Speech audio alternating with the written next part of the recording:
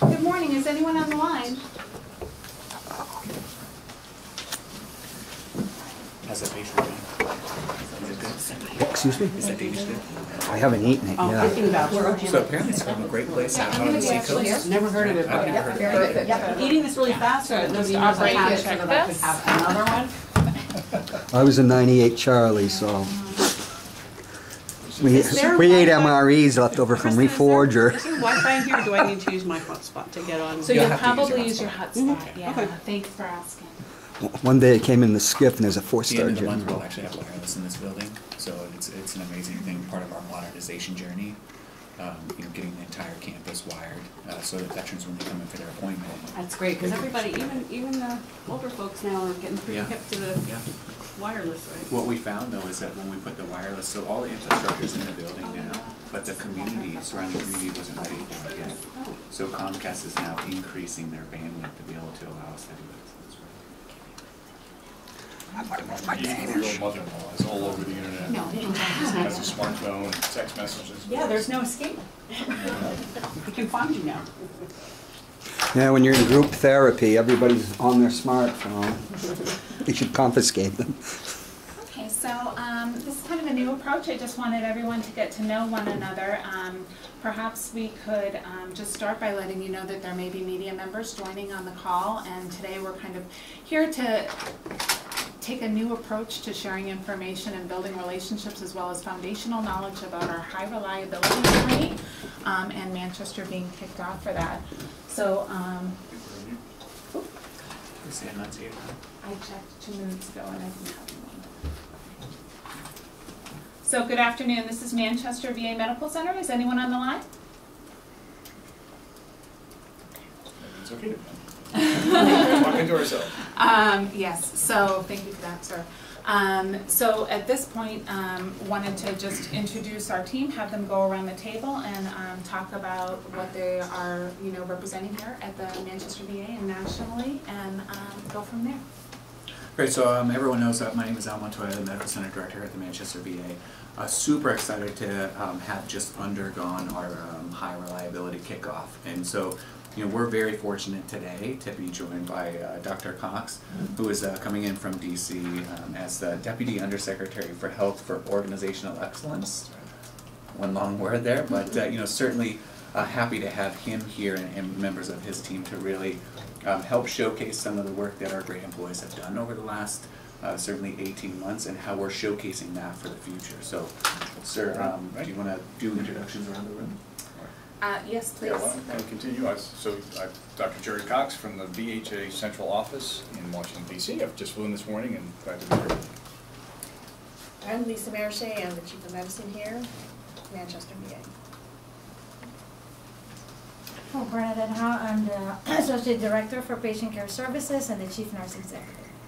And Paul Zimmerman, Chief of Staff.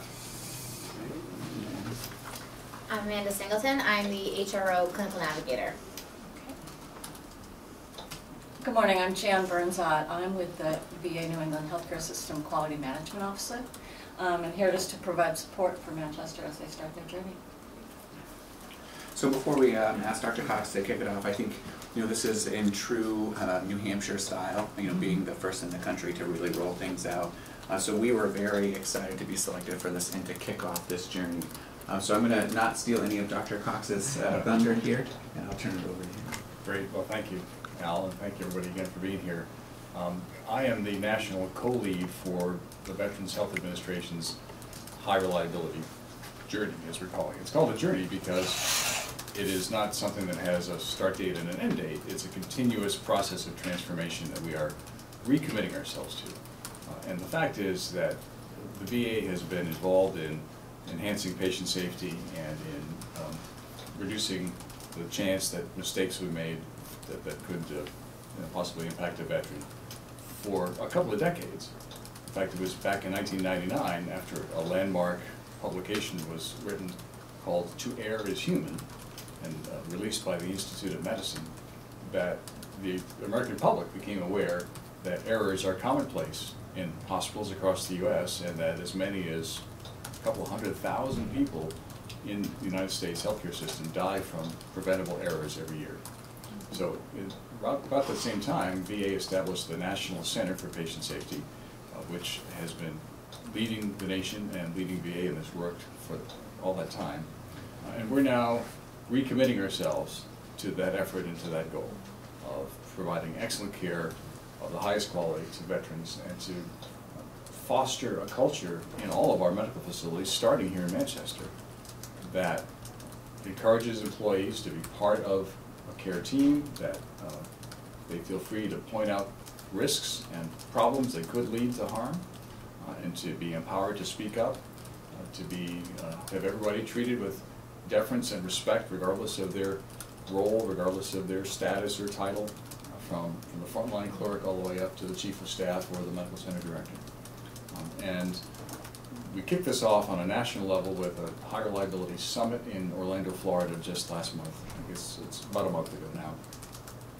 And then began with 18 lead sites, one in each of our regional areas, right? So the VA is divided into 18 regions called VISNs, Veterans Integrated Service Networks. Jan's here from VISN numero uno. Number one is here in New England and headquartered down in Massachusetts. And VISN 1 is the first to kick this off with the work done at Manchester. This week, we've had teams from that National Center for Patient Safety, as well as our National Office of Systems Redesign, which is the team that teaches and leads process improvement efforts and techniques. And they were here along with some support from contractors conducting an on-site assessment of Manchester. What we're looking for is, first and foremost, the commitment of the leadership team, which I think is evident by the people you see around the table. We look for an assessment of the culture that exists at Manchester, whether it is a culture of safety, where safety is the focus, where employees feel free to speak up and identify risks and issues, and where people work together as a team. We also look for evidence of experience and activities ongoing in continuous process improvement. And finally, we looked to evaluate the readiness for change. So I'm happy to report to you that the team that conducted the site assessment over the last 2 days found Manchester very strong in all 4 of those areas, and we feel confident that we're ready to embark upon this journey. Yeah, we certainly, over the last couple of days, have appreciated this site visit to really take a look, a very transparent look at the organization to see where there may be gaps, where we can make improvements. And I think, certainly how we've been able to transform the Manchester VA over the last 18 months was by involving all employees at all levels, whether that be the frontline housekeeper or the engineer that works behind the scenes, or the physician leaders and physicians throughout the organization, or frontline nurses, getting their buy-in to help move the organization forward. Certainly what we found over this last 18 months, as we take a look at best place to work and really gauging how satisfied our employees are, is that the most recent Best Place to Work survey that just came out, we had 95% of our employees participate. That's virtually unheard of in many organizations, to have that many folks want to have a say in how the organization is and the future of the organization. So of those 95%, it was roughly 69% that listed Manchester VA as a best place to work, which is amazing. I think for all organizations, there's always room for improvement, and certainly now our team here will look at that and see how we can drive the organization even further forward. But then when we also take a look at that from a different perspective, from the veteran experience, what we're seeing is that now our veterans trust score, which is something that after an appointment we send a survey out to them and ask them if they trust the Manchester VA, we actually see that 89% of our veterans are now saying that they trust the Manchester VA, which is also amazing. I think when you take those two things, it also then encourages us to go out in the community to encourage veterans to sign up. Very great story from yesterday where we had a 104-year-old World War II Navy veteran who came in for his very first appointment, and we rolled out the red carpet for that gentleman. Amazing, in speaking, I could have spent all day with him.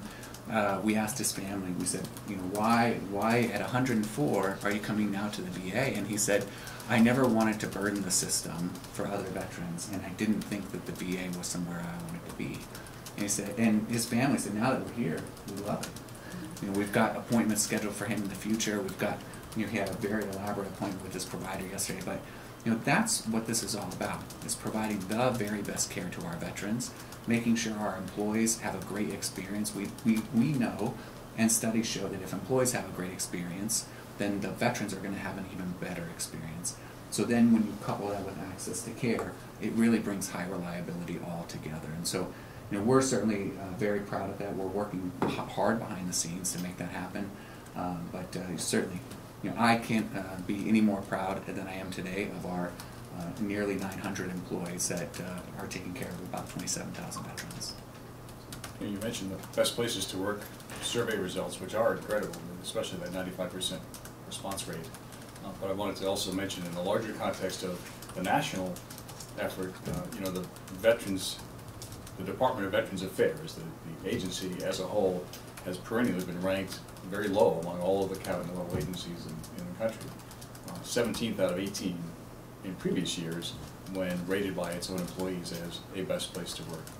And this year, under the leadership of our current secretary, the VA jumped up to number 6 out of 18. And again, a much higher response rate from employees, all 350,000 plus employees of the VA across the nation. So I think we're moving in the right direction.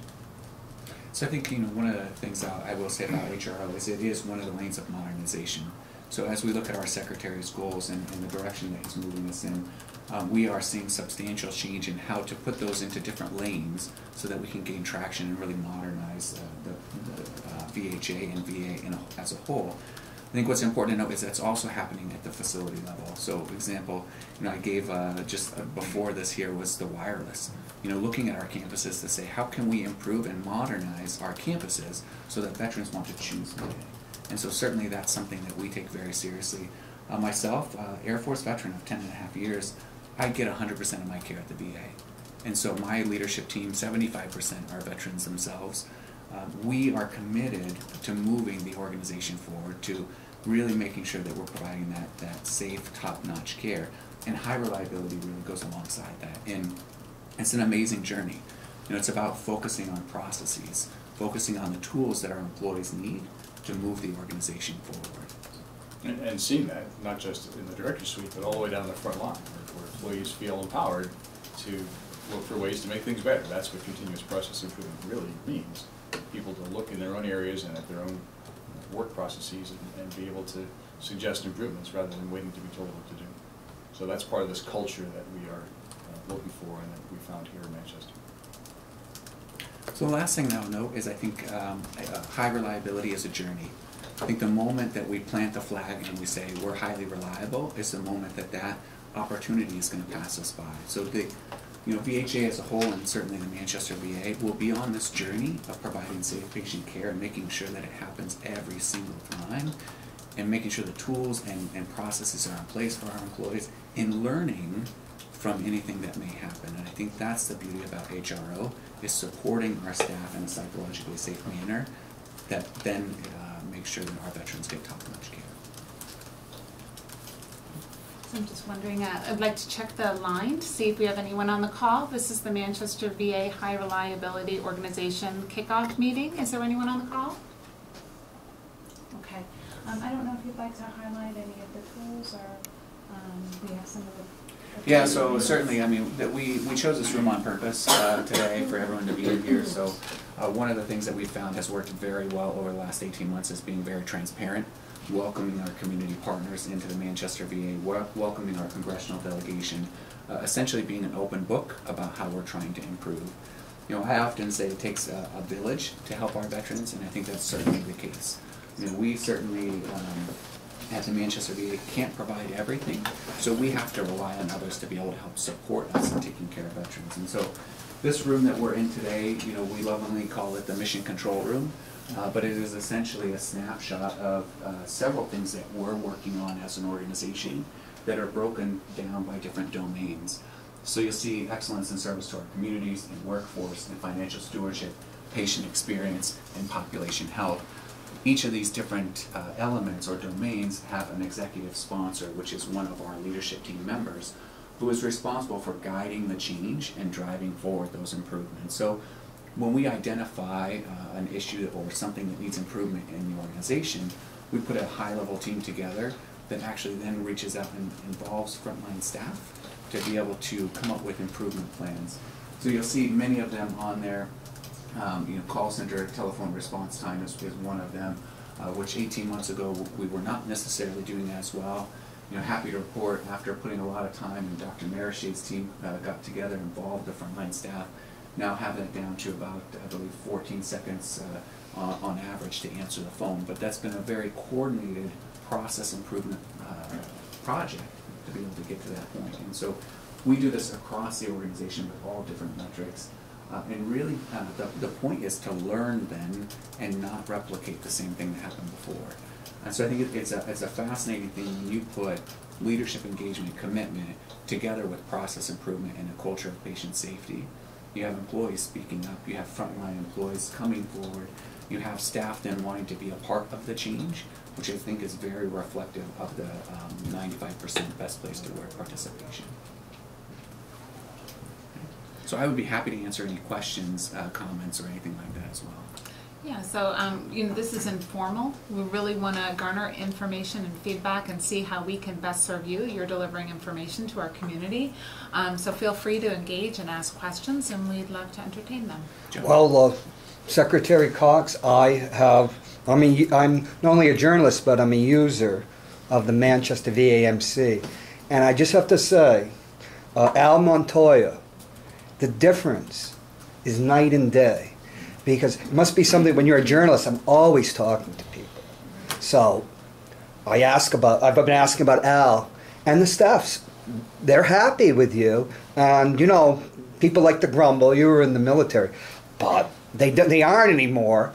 And I think one of the things you should mention, too, is about the suicide prevention line. But since you've come, there's been a huge change.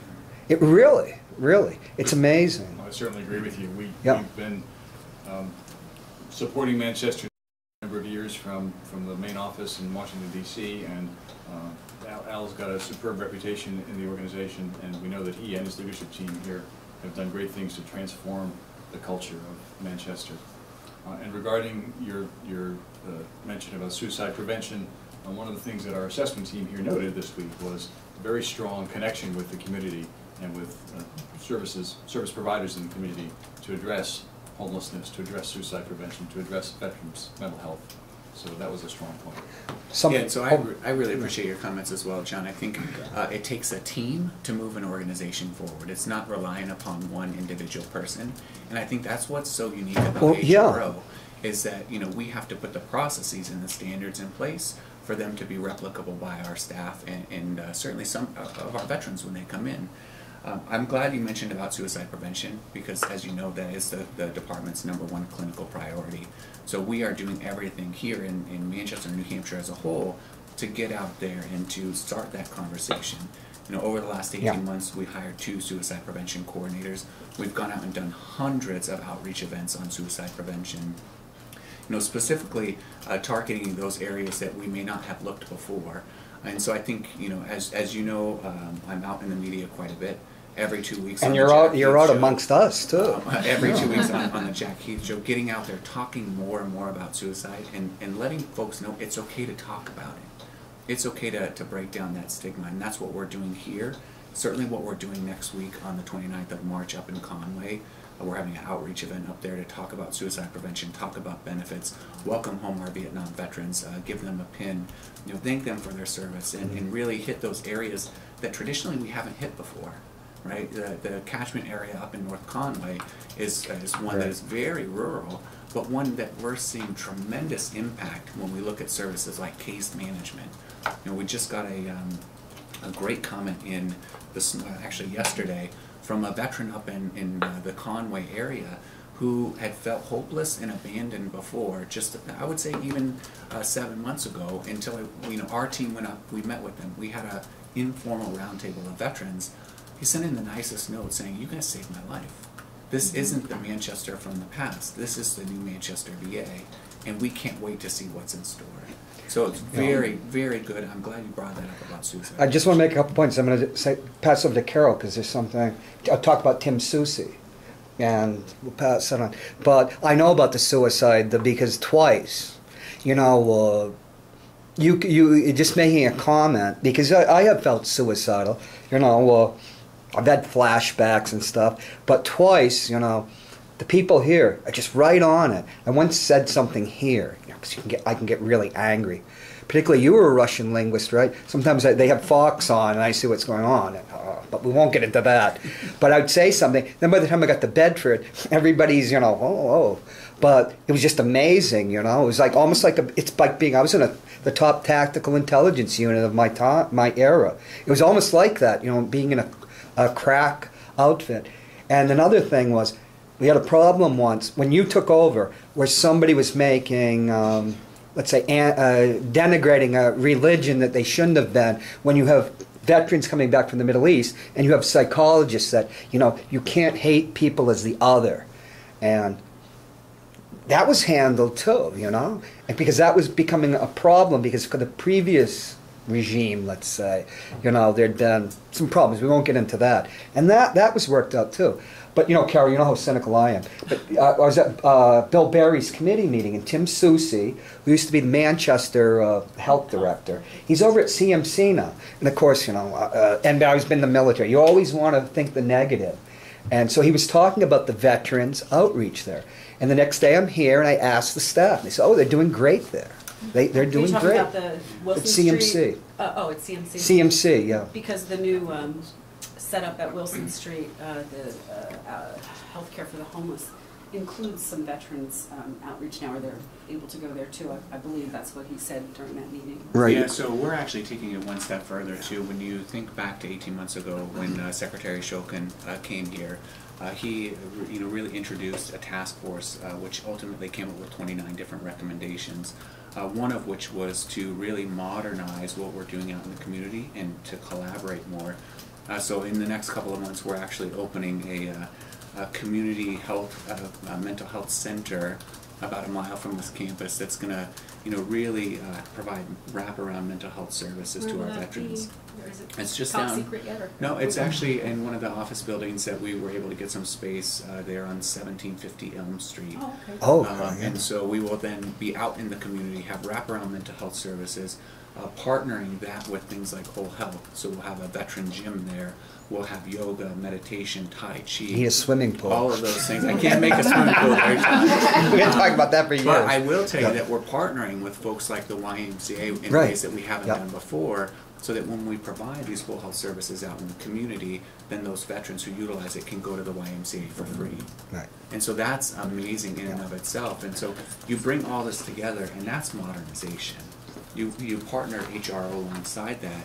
That's really bringing the department to a whole different level and really helping us lead, not just in VA, but across the country healthcare wide.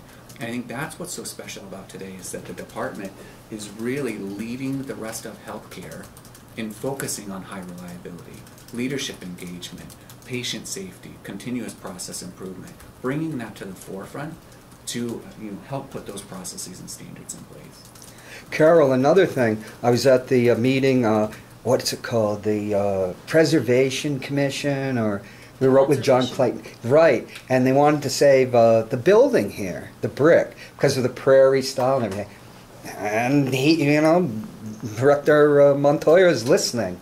It's like people are like amazed because but you're listening to the community. Our job should be out there listening to the community, involving the community, becoming a community partner, collaborating with our partners, whether it be Catholic Medical Center, the Elliott, whoever helps take care of our veterans. It takes a village to take care of veterans, not just one individual. Yeah, I think that's reflected in everything that's been happening in the city in almost the last 18 months, at least since last January, and shifting the way that people are thinking about homelessness and how to address that collaboratively again, and bringing everybody to the table. When you said there was a jump from 17th place to 6th, what do you most attribute that to? Because it's hard to change the culture of any organization, and when we think about governmental organizations, most people just sort of figure it's all entrenched in red tape, bureaucracy, and slow to move. But that it must really just be a very concerted, direct effort, because that's an incredible change. It absolutely is difficult to change a culture, and normally that takes years and years. So again, we're just early on in this journey, and I wouldn't pretend to tell you that the VA has solved all of its problems. It is still a large bureaucracy. But I think to answer your question, the main factor in producing that increase in confidence on the part of VA employees is trust in their leaders. Trust that leaders are going to do the right thing, that they're going to actually adopt some of these principles of high reliability organizations. We talk about organizations that have established a just culture, and that's one where people are held accountable for doing their jobs. It's not that there's a lack of accountability, but that leaders recognize that in most cases people want to do a good job. They come to work intending to do the best that they can for veterans, and that when problems arise or mistakes occur, it's not usually intentional misbehavior, and so the appropriate leadership response is to coach people, to make sure they have the right training, to make sure they have the right tools, and not to punish them because you automatically assume that it must be somebody that's to blame. So in a just culture, blameworthy behavior is still held to account, and some people do commit egregious acts that need to be punished, but the vast majority of our employees want to do a good job, and so it's reestablishing that level of trust with leadership that I think has led to the increase in the best places to work score. I think when you boil that down to the local level, what's amazing is that our employees want to see us. They don't want you up in your office, the entire time, 10 hours a day. And so we've certainly taken that approach here, where our leaders are out there rounding, are talking with our staff, are going to the different units, are greeting them when they come in the morning, and saying, "Have a great day. Thanks for coming in." Passing out coffee. Twice a month we actually go as a leadership team and serve coffee to our employees.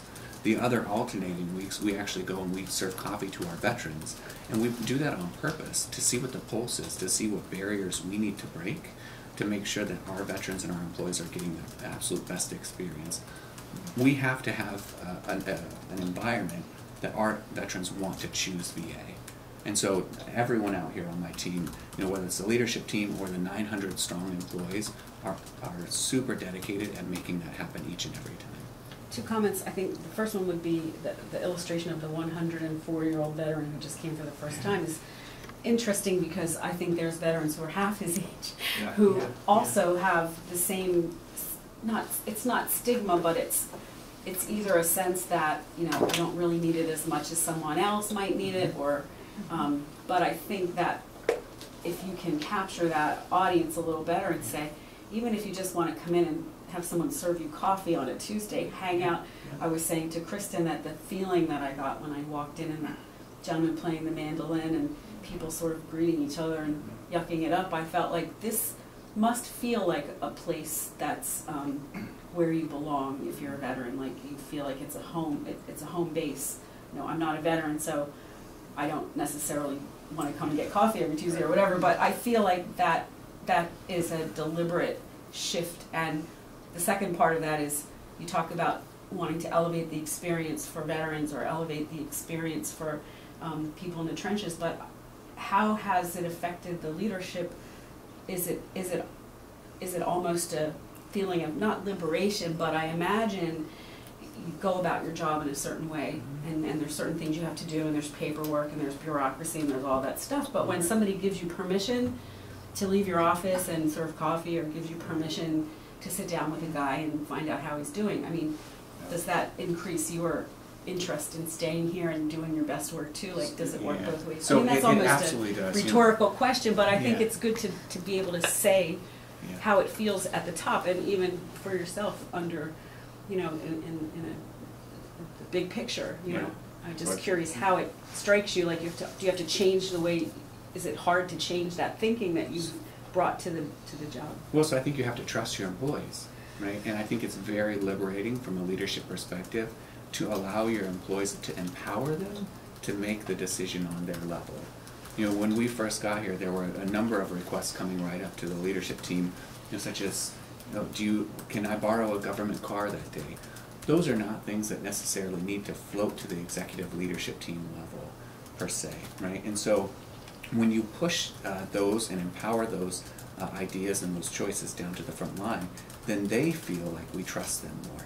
Then they feel like they can make a difference. That when there is that spill in the hallway, they feel empowered to go and clean it, to go and call housekeepers and to go and fix that before it becomes a much bigger thing and blossoms into something that could, you know, have a potential negative effect on a veteran. So I think you hit it on the head. It's liberating. It's liberating to see the front line make those decisions and feel empowered. And you know, Carol, strong leaders don't need permission to leave their offices and get out and be seen by employees and mingle with veterans. Strong leaders know that that's actually an expectation of good leadership. I'm a Navy veteran. I spent 30 years in uniform, and when I was running naval hospitals, I preached the philosophy of engaged leadership. Engagement means you understand what's happening at the front line, you are visible to your employees, you're approachable by employees, and you know what's on the minds of your patients and what their concerns are. So I think that's a common practice. In addition, that welcoming environment that you described, you arrived in the lobby here and you see people greeting veterans as they come in and music being played. That's the kind of environment that exists at the majority of VA hospitals. And it's that environment that makes veterans want to come to the VA to get their care rather than go to a community hospital or somewhere in the private sector. And there's all this concern nowadays about giving veterans more choice to get care outside of the VA. The fact is, even in the last couple of years when the law has allowed them eligibility to choose to get care in the private sector, the vast majority of veterans still prefer to come to their VA because they feel that sense of a welcome environment, because they feel a camaraderie with their fellow veterans, and then people come and hang out. It's not just a place to go to your doctor's appointment, it's a place to sit in the canteen and have coffee. It's a place to swap sea stories with other people that have been through the same kinds of experience you have. And it's a place where I think veterans feel that they get comprehensive care. It's not just seeing one physician or one other provider, but they get care that's coordinated and involves social support services and the benefits that they've earned, all the members of the care team. Are you, I'm sorry, I just wanted to say, do you find it maybe difficult to attract younger veterans?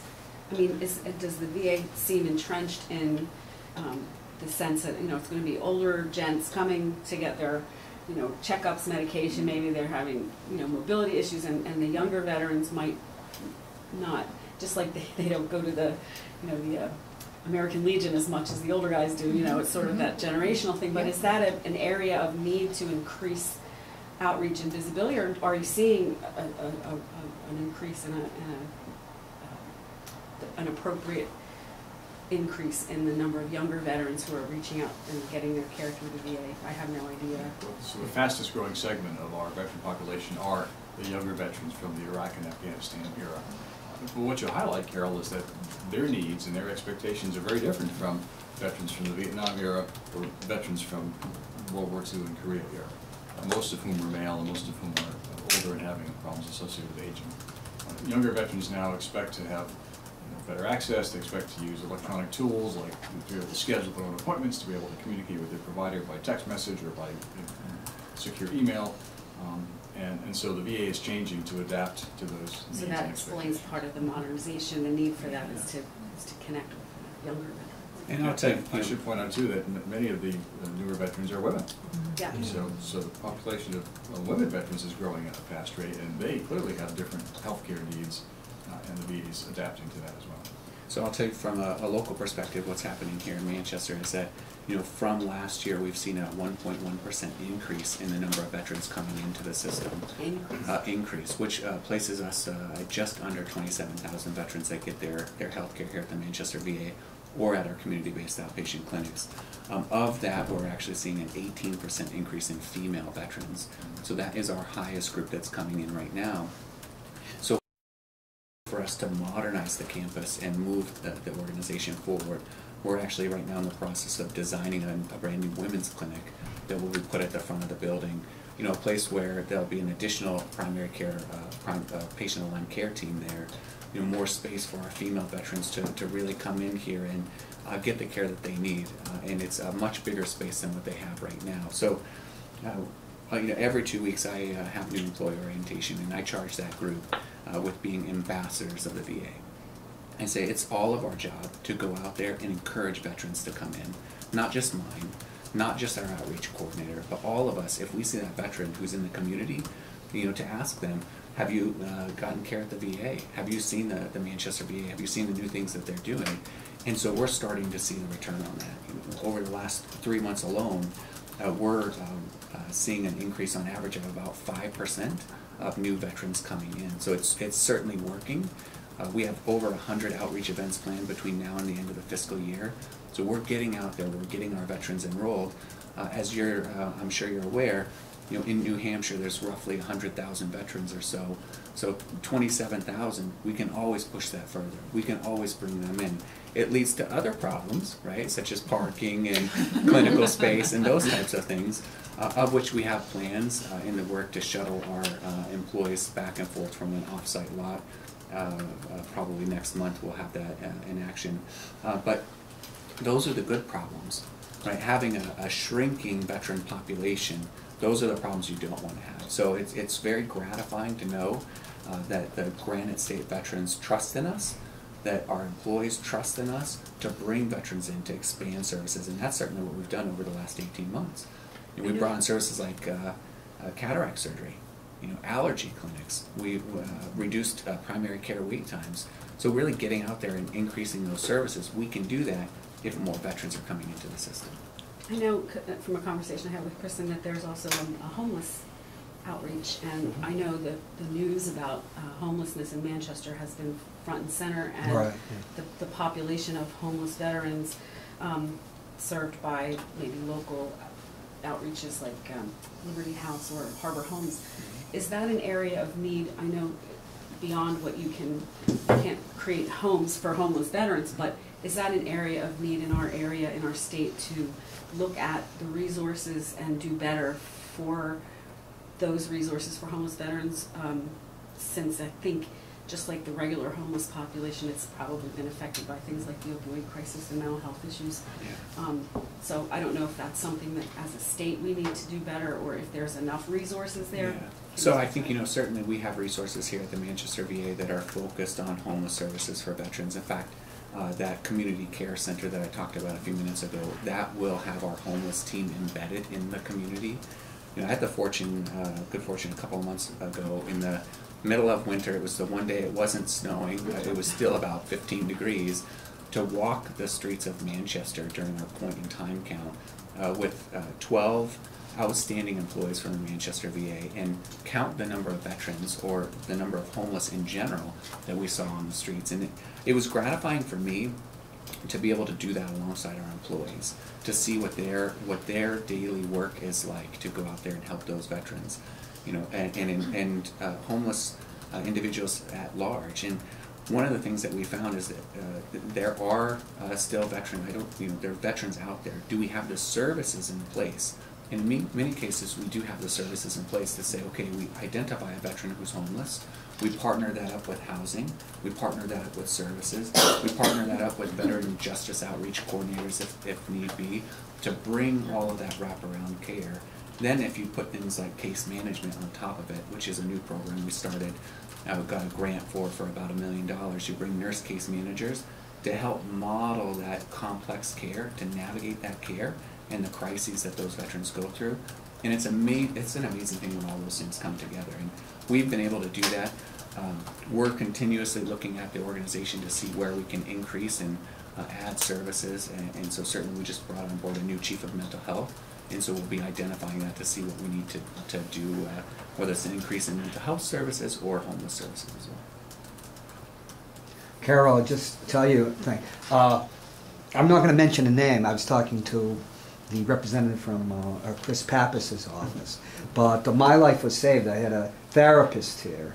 And I won't give a name, but because what it was like here, this was before things happened, but she saved my life more than once too. I always called her a bodhisattva, and I wasn't the only one.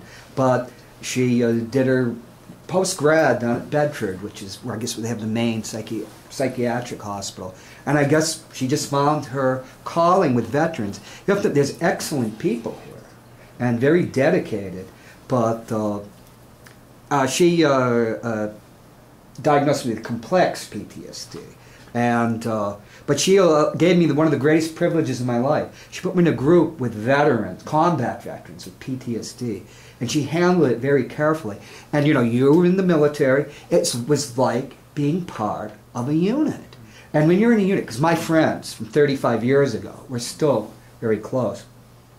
You're like a unit. And I mentioned a few things when we were doing when the homeless at City Hall. I mentioned a couple of things. You know, when a veteran would suddenly disappear because of a drug problem, because I'll tell you, let's just say opiates in small degrees can make you feel better on PTSD, but it's the thing about in small, it's never like that. When somebody disappears, as a unit, we would go look for them, and of course she was there. She was like, almost like, she was part of the unit too. And like Bill Berry, I called Bill Berry, he said, oh, I'll help get him a bed. But then we couldn't find him. And I was out amongst people too. So many of the homeless are veterans. And like I said that night, because we had an alderman who was grandstanding, 61% of the people that are using Safe Station are from outside the city. But nobody asks people here, you know, whether you're from Manchester or that. But it's almost when the things are going good like they are now, you are like a unit. And you look after each other. And that got disrupted. And it was very traumatic. But things are coming back. And let me say, but I think Congresswoman Custer was, you know, from CD2, was essential towards women, you know, trying to help the needs of women veterans. Because there's the thing, military sexual trauma. People always ask me about something we want to talk about. Why, they ask me, why was I so, like, invested in the thing that we had in Manchester? Because I handled a rape when I was barrack sergeant. And it was awful the way that woman was treated. And what's awful is when you're starting, like I'm down in Bedford reading stuff about 2012, even with military officers, they're treated the same way, you know?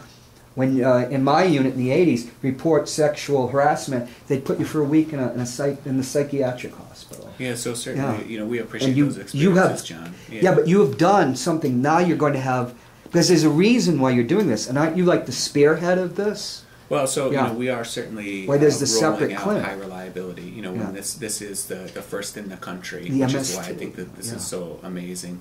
And we yesterday had a very great, you know, gracious visit by Congressman Pappas and had a mental health roundtable where we talked about our MST services, talked about mental health, you know, homeless services, all of those things. You know, I do think I would be remiss if I didn't, you know, talk about our how we're rolling out high reliability here in Manchester, and I think it's in a very unique fashion. So, you know, we are very fortunate to have Dr. Lisa Marichet as our high reliability champion and Amanda Singleton as our lead, our clinical navigator, our change management officer. I do want to take a moment and ask either of you two here, you know, what does HR mean to you? And what do you think that the impacts would be here for Manchester and even nationally, if you want to think about that, and what are some of our greatest opportunities? I'm going to give her 1 second to think about that and just ask, did you overtly state why Manchester first? I mean, is that, did you, I don't know if I missed it or Well, if you because said we're it. amazing. Oh, okay. Right, I was so, going to say that, right, but no, I so, didn't want to overstate it. You know, as Dr. Cox mentioned, you know, this is the lead sites were selected based on how their performance was. So it was based for on us, the fact that you've, Right. what the culture change has been It here, was. that it's a Right, so leading this was the way. done in conjunction with each of the network directors, right? So each of the 18 VISN directors were asked, what site do you think is the most ready to undertake this transformation? And they made that assessment based on the stability of the leadership team, on the existing culture of each facility, on the readiness for change, on the ability to conduct process improvement activities, on an environment where employees, again, feel free like they are part of creating solutions, not just reporting problems. And so Manchester was selected by the network director for VISN 1 here in New England. And we have 17 other sites.